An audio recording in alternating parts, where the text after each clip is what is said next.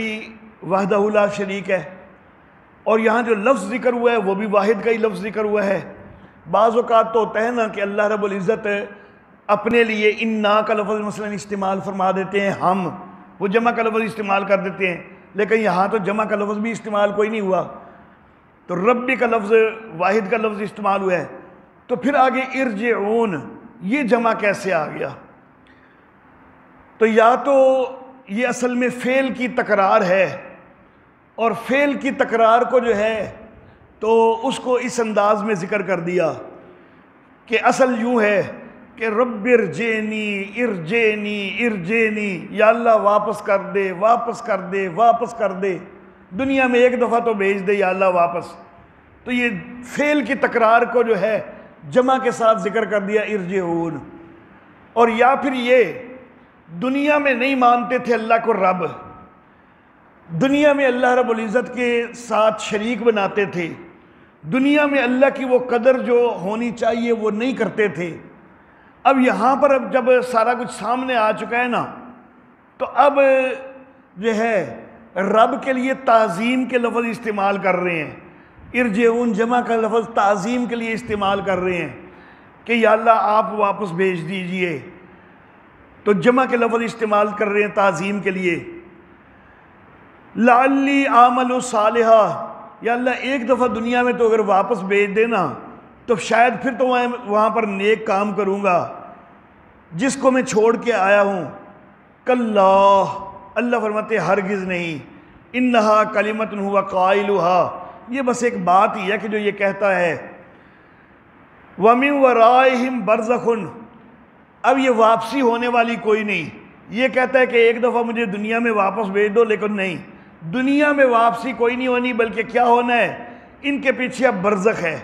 اِلَىٰ یوم یُبْعَثُونَ، اٹھائے جانے کے دن تک انہوں نے برزخ کے اندر ہی رہنا ہے۔ اب اللہ رب العزت کتنی واضح طور پر یہاں پر فرما رہے ہیں کہ دنیا کی زندگی کوئی نہیں ملنی، برزخی زندگی ملنی ہے۔ تو ہر انسان کے لیے برزخی زندگی ہے۔ یہاں پر چلو کفار اور مشرکین کا تذکرہ ہو رہا ہے، لیکن احادیث مبارکہ سے پتہ چلتا ہے کہ شہداء بھی یہ خواہش کریں گے کہ یا اللہ ایک دفعہ جو ہے وہ دنیا کے اندر بھیج دے، اور جو شہادت کی لذت حاصل ہوئی تھی ہمارا جی چاہتا ہے کہ دوبارہ وہ لذت حاصل ہو، ہمیں پھر دنیا میں بھیج دے، لیکن اللہ فرمائیں گے کہ نہیں، یہ تو نہیں ہو سکتا کہ دنیا میں دوبارہ بھیجا جائے۔ اب شہید جو ہیں وہ ہوتے بھی زندہ ہیں،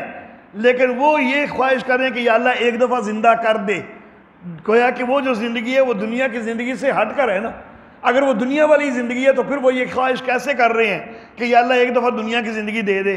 تو دنیا کی زندگی وہ نہیں ہے، وہ برزخ کی زندگی ہے۔ وَمِن وَرَائِهِمْ بَرْزَخٌ، اور ان کے پیچھے برزخ ہے کب تک؟ اِلَىٰ یوم یُبْعَثُونَ، اٹھائے جانے کے دن تک۔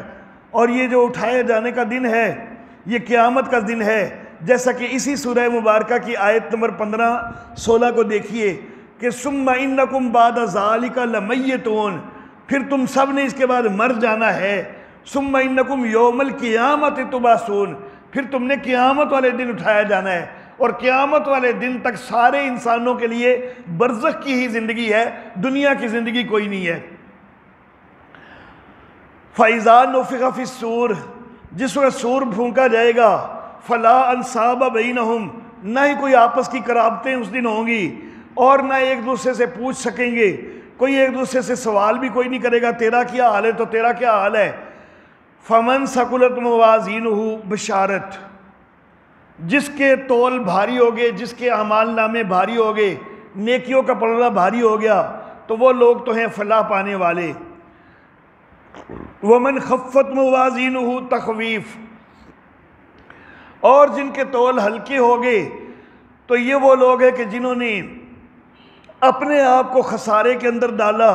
یہ جہنم کے اندر ہمیشہ رہیں گے، ان کے چہرے آگ سے جھلستے ہوں گے اور وہ اس کے اندر بد شکل ہوں گے۔ الم تکن آیاتی، ان سے یہ کہا جائے گا کہ تمہارے پاس میری آیتیں نہیں آئی تھیں جو تمہارے اوپر پڑھی جاتی تھیں، پھر تم ان کو جھٹلاتے رہے۔ وہ کہیں گے اے ہمارے رب، ہماری بدبختی ہمارے اوپر غالب آ گئی اور ہم بہکے ہوئے لوگ تھے، اے ہمارے رب ہمیں نکال اس میں سے، پھر اگر تو ہمیں فَإِنْ عُدْنَا، پھر اگر ہم دوبارہ وہی کریں، یعنی ایک دفعہ دنیا میں بھیج دے، اگر دوبارہ بھی ہم یہی کریں فَإِنَّا ظَالِمُونَ، تو پھر تو ہم ظالم ہوں گے، لیکن اب ہم وعدہ کرتے ہیں کہ ایک دفعہ بھیج دے تو ہم ظلم کوئی نہیں کریں گے۔ قَالَ اخْسَئُوا فِيهَا، اللہ کہے گا ذلیل ہو کے رہو اسی میں، وَلَا تُكَلِّمُونَ، اور مجھ سے بات نہ کرو۔ یہ دوبارہ دنیا کے اندر بھیجنے والا معاملہ کوئی نہیں۔ اخسؤ کا جو لفظ ہے،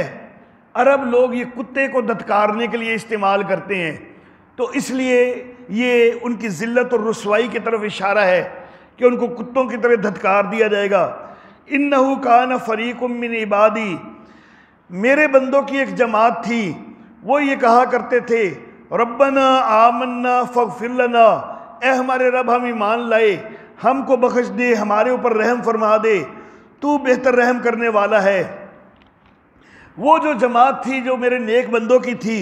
تو ذرا دیکھو نا تم نے دنیا میں فاتخذتموہم سخریہ، تم نے ان لوگوں کا مذاق بنایا ہوا تھا، حتیٰ انسوکم ذکری، یہاں تک کہ انہوں نے تم کو میری یاد بھلا دی، وکنتم منہم تضحکون، اور تم ان کے اوپر ہنستے تھے۔ انی جزیتمہم اليوم، میں نے آج کے دن ان کو بدلہ دیا ان کے صبر کا، بے شک وہ لوگ جو ہیں وہ تو کامیاب ہیں۔ قالا، اللہ کہے گا کم لبثتم فی الارض عدد السنین، سالوں کی گنتی کے لحاظ سے تم زمین میں کتنا رہے ہو؟ قالو، وہ کہیں گے ہم رہے ہیں ایک دن یا دن کا کچھ حصہ، شمار کرنے والوں سے یا اللہ پوچھ لے، کوئی لمبی مدت تو ہمیں ملی کوئی نہیں، تھوڑا سا تو وقت ہمیں دنیا میں بھیجا گیا ہے۔ قال، اللہ فرمائے گا ان لبثتم الا قلیلا، کہ چلو یہ دن اور دن کا کچھ حصہ والی بات تو غلط ہے، لیکن اتنی بات تمہاری ٹھیک ہے کہ بہرحال وہ ایک تھوڑا ہی عرصہ تھا، لیکن وہ تھوڑا عرصہ جو ہے وہ ہے بڑا اہم تھا نا، تم کو بتایا جاتا رہا تھا کہ یہ دارالامتحان ہے، جو یہاں بونا ہے وہ وہاں پہ کاٹنا ہے، تو یہ سارا بتایا تو جاتا رہا ہے نا تم کو،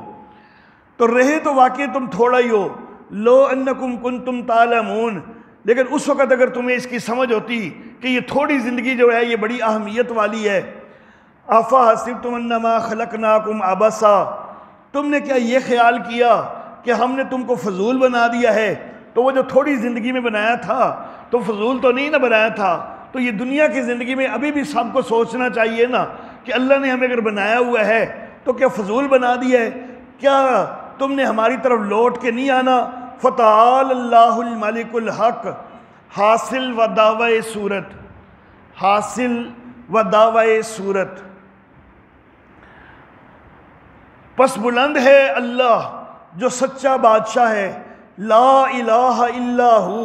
اس کے سوا کوئی معبود نہیں، رب العرش الکریم، وہ عزت والے تخت کا رب ہے۔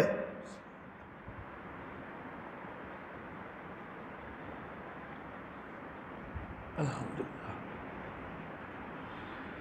اللہ اللہ، رب اس کو کہتے ہیں کہ جو ساری کائنات کی ساری مخلوقات کے سارے انتظامات کرے، اس کو رب کہتے ہیں۔ عموماً اس کا ترجمہ ہم یہ کرتے ہیں پرورش کرنے والا، لیکن پرورش کرنے والا یہ بھی بڑا محدود سا ترجمہ ہے، ربوبیت کا پوری طرح حق نہیں ادا کرتا یہ لفظ، لیکن مجبوری ہے، ہمارے پاس کوئی اور لفظ ایسا نہیں ہے کہ جو ہم استعمال کریں۔ پرورش کرنا جو ہوتا ہے نا، وہ تو عموماً جاندار چیزوں سے متعلق ہوتا ہے، تو رب جو ہے تو وہ تو رب السماوات والارض، آسمانوں اور زمین کا بھی رب ہے، رب العرش الکریم یہاں پر آ گیا، وہ عرش کریم کا بھی رب ہے، یہ چیزیں تو جاندار کوئی نہیں ہے، تو لیکن وہ ربوبیت کے تحت یہ بھی آتی ہیں، ان کے انتظامات بھی وہ اللہ ہی کرنے والا ہے۔ بے جان چیز بھی جو ہے نا، اس کو اگر بالکل چھوڑ دیا جائے، اس کی کوئی رکھوالی نہ کی جائے نا، تو وہ آہستہ آہستہ خراب ہونے لگ جاتی ہے۔ تو اللہ فرماتے ہیں کہ ہم تو ہر چیز کا خیال کرنے والے ہیں، ہم تو جہانوں کے رب ہیں، عرش کریم کے رب ہیں، آسمان و زمین کے رب ہیں، ساری کائنات کے سارے انتظام کرنے والے ہیں۔ وَمَن يَدْعُ مَعَ اللَّهِ إِلَٰهًا آخر، اور جو کوئی پکارے اللہ کے ساتھ کسی اور معبود کو، لا برہان لہ بھی، اس کے پاس اس کی کوئی دلیل نہیں ہے۔ فَإِنَّمَا حِسَابُهُ عِنْدَ رَبِّ، اس کا حساب اس کے رب کے ہاں ہے۔ إِنَّهُ لَا يُفْلِحُ الْكَافِرُونَ، بے شک کافر جو ہے وہ فلاح نہیں پاتے۔ وَقُلْ رَبِّ اغْفِرْ وَارْحَمْ وَأَنْتَ خَيْرُ الرَّاحِمِينَ۔ یہاں پر سورت کی ابتدا جو ہے اس میں اللہ نے فرمایا تھا کہ قد افلح المؤمنون، ایمان والے جو ہیں وہ فلاح پا گئے۔ تو شروع میں یہ فرمایا اور ایمان والوں کی آگے وضاحت کی تھی کہ ایمان والے ہیں کون، الذین ھم فی صلاتہم خاشعون وغیرہ، آگے بڑی لمبی چوڑی تفصیل ذکر کی۔ اب یہاں پر آخر پہ کہہ دیا کہ انہ لا یفلح الکافرون، وہ ایمان والوں کے متعلق تو کہا تھا کہ وہ فلاح پا گئے، کافروں کے متعلق کہہ دیا کہ کافر فلاح کوئی نہیں پاتے۔ اور کافر ہیں کون سے، ان کی وضاحت پہلے کر دی ہے کہ وَمَن يَدْعُ مَعَ اللَّهِ إِلَٰهًا آخَرَ، جو اللہ کے ساتھ غیروں کو معبود بناتے ہیں، اس کے پاس ان کی کوئی دلیل کوئی نہیں، ان کا حساب ان کے رب کے ہاں ہے، یہ کافر ہیں اور ان کافروں کی کوئی فلاح نہیں ہے۔ تو سورت کی ابتدا اور سورت کی انتہا جو ہے اس میں ایک ہی چیز سے متعلق بات ہو گئی۔ ایک حصہ جو ہے ابتدا ہو گیا کہ ایمان والوں کے لیے فلاح ہے، دوسرے حصے پر انتہا ہو گئی کہ کافروں کے لیے فلاح کوئی نہیں۔ مزید وَقُلْ رَبِّ اغْفِرْ وَارْحَمْ وَأَنْتَ خَيْرُ الرَّاحِمِينَ،